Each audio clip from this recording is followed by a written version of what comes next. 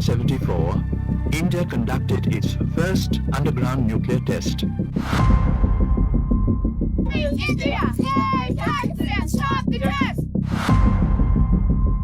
After 24 years, yet again, India conducted a series of underground nuclear tests.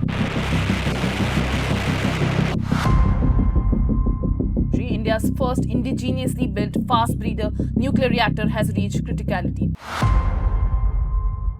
सन 1950 आज़ादी के बाद पूरे भारत में जहां गरीबी, बेरोजगारी, सड़क और बिजली जैसे मुद्दे उठाए जा रहे थे, वहीं एक शख्स वो सोच रहा था जो भारत को बिना किसी कोयला या क्रूड ऑयल के अगले 400 सालों तक बिजली देने का रास्ता खोलने वाला था। Doctor Homi Jehangir Bhabha, father of Indian nuclear programme.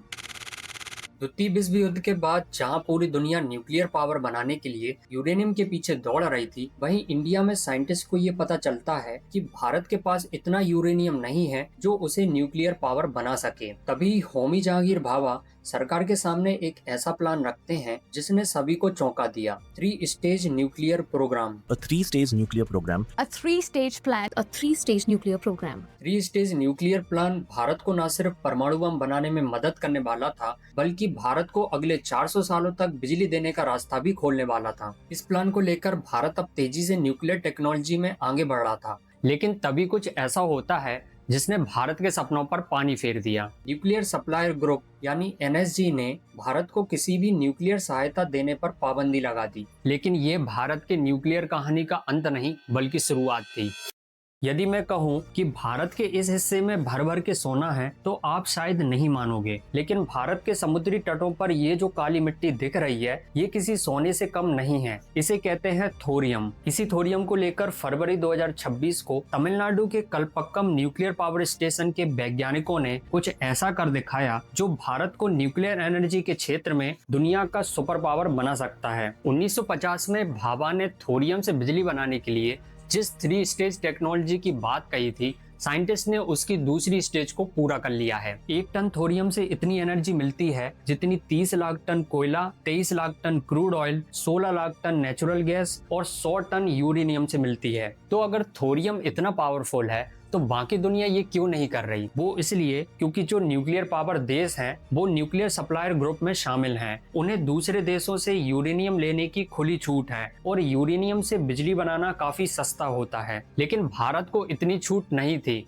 और ना ही भारत दूसरे देशों पर निर्भर रहना चाहता था। लेकिन 1949 में जब भारत में यूरेनियम का सर्वे कराया जाता है तो पता चलता है कि भारत में दुनिया का 1 से 2% यूरेनियम मौजूद है। लेकिन ये यूरेनियम लो ग्रेड का था। जहां ऑस्ट्रेलिया के 1 किलो यूरेनियम ओर में 2 ग्राम यूरेनियम था, वहीं इंडिया के 1 किलो ओर में केवल 0.3 ग्राम यूरेनियम था। इसी बीच 1949 और 1952 के बीच कराए गए सर्वे में ये पता चलता है कि भारत के समुद्री तटों, खासकर केरल और तमिलनाडु में भारी मात्रा में मोनोजाइट मौजूद है और इसमें बहुत हाई ग्रेड का थोरियम मौजूद है। और इन सभी स्टेट्स को मिलाकर भारत में दुनिया का 25% थोरियम मौजूद है। जहाँ दुनिया के बाकी जगहों में मोनोजाइट में 3 से 5% थोरियम होता है, वहीं भारत में ये 8 से 10% था, जिससे इतनी बिजली पैदा की जा सकती है जो अमेरिका, सऊदी अरेबिया और ईरान तीनों के क्रूड ऑयल से भी ज्यादा होगी, जो भारत को लगातार 400 साल तक बिजली दे सकता है। लेकिन भारत का टारगेट था कि 1980 तक हम स्टेज 2 टेक्नोलॉजी को अचीव कर लेंगे।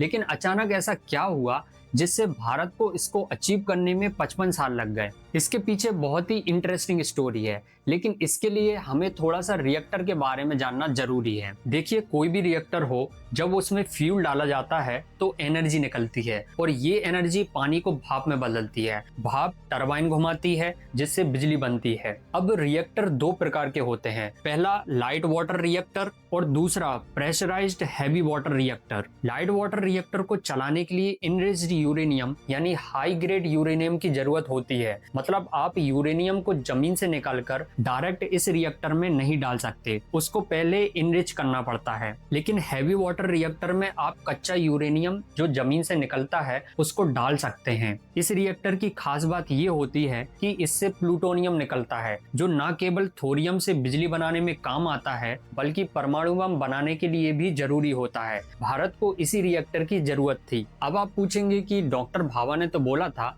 कि अब भारत को यूरेनियम की जरूरत नहीं है, तो इस रिएक्टर में यूरेनियम क्यों चाहिए? देखिए, heavy water reactor 3 stage nuclear programme में स्टेज 1 का रोल निभाएगा और इसमें यूरेनियम की वैसे ही जरूरत होती है जैसे किसी जंगल को जलाने के लिए माचिस की एक तीली ही काफी होती है। और स्टेज 2 में यूरेनियम की कोई जरूरत नहीं होती। और जब एक बार स्टेज 3 चालू हो जाती है तो इसमें जो थोरियम होता है वो 400 सालों तक लगातार जलता ही रहता है, जिसे सेल्फ सस्टेनिंग स्टेज कहा जाता है। अब भारत न्यूक्लियर टेक्नोलॉजी में तेजी से आगे बढ़ रहा था और यूके की मदद से 1956 में न्यूक्लियर रिएक्टर अप्सरा की स्थापना की गई, जो भारत ही नहीं बल्कि पूरे एशिया का पहला रिएक्टर था। मतलब हमने चीन से भी पहले न्यूक्लियर टेक्नोलॉजी को विकसित कर लिया था। हालांकि ये रिएक्टर लाइट वाटर टेक्नोलॉजी पे चलता था, जो इनरिच्ड यूरेनियम पर काम करता था, क्योंकि भाभा चाहते थे कि हैवी वाटर टेक्नोलॉजी में कूदने से पहले भारत के वैज्ञानिक लाइट वाटर बेस्ड रिएक्टर का अध्ययन करें। 1960 में ये खबरें मिलने लगी थी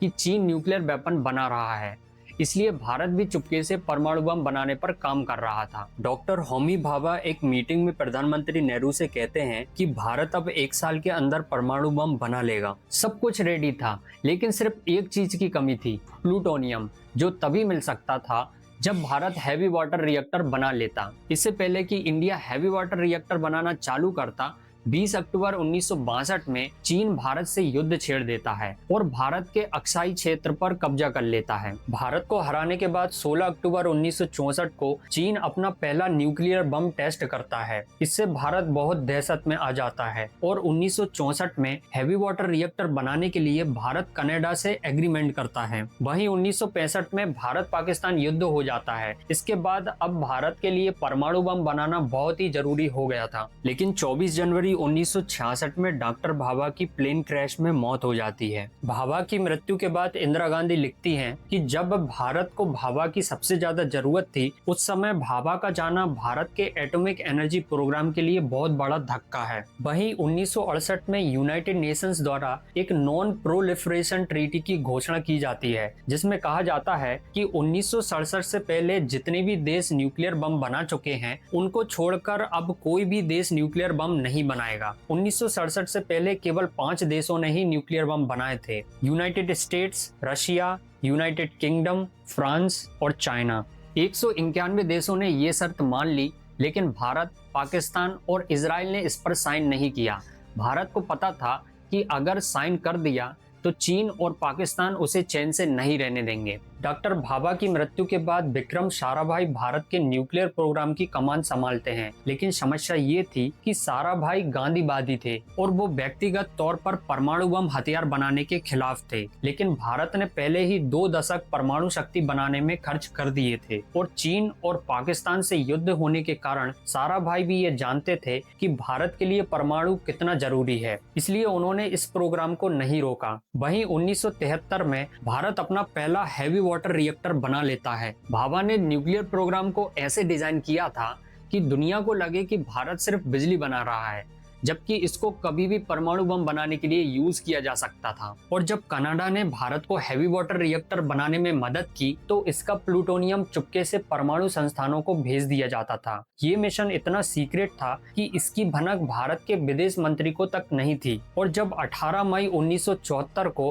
भारत ने परमाणु बम को टेस्ट किया, तो इसने पूरी दुनिया को चौंका दिया। भारत की इस उपलब्धि को अमेरिका और न्यूक्लियर सप्लायर ग्रुप में शामिल देश नहीं पचा पाए और उन्होंने भारत को किसी भी प्रकार की परमाणु तकनीक और यूरेनियम देने पर प्रतिबंध लगा दिया। और कनाडा ने तुरंत भारत के साथ चल रहे न्यूक्लियर प्रोजेक्ट को रद्द कर दिया, जिससे भारत इस क्षेत्र में बिल्कुल अलग पड़ गया था। अब भारत को खुद ही 3 स्टेज टेक्नोलॉजी को डेवलप करना था और ये टेक्नोलॉजी इतनी कॉम्प्लेक्स होती है कि कई देशों, यहाँ तक कि जापान ने भी हार मानकर इस रिसर्च को बंद कर दिया था।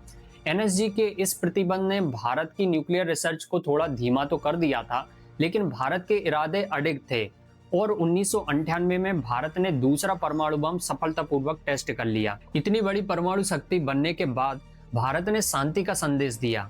और 2003 में अटल बिहारी वाजपेयी की सरकार ने no first use nuclear doctrine को अपनाने की घोषणा की, जिसका मतलब था कि भारत युद्ध में कभी भी पहले परमाणु हमला नहीं करेगा, ना ही उन देशों पर हमला करेगा जिनके पास परमाणु शक्ति नहीं है। भारत की इस नीति से प्रभावित होकर 2008 में एनएसजी ने भारत के लिए फिर से न्यूक्लियर टेक्नोलॉजी और यूरेनियम सप्लाई के गेट खोल दिए। हालांकि तब तक भारत न्यूक्लियर टेक्नोलॉजी में बहुत आगे बढ़ चुका था और अब भारत न्यूक्लियर सुपर पावर बनने से सिर्फ एक कदम दूर है। हालांकि हमें ये जानना भी जरूरी है कि अभी भारत को स्टेज 3 को पूरा करने में 20 से 25 साल और लग सकते हैं, जबकि चीन भी इसी दौड़ में शामिल है और 2035 तक वो ये टेक्नोलॉजी अचीव कर सकता है।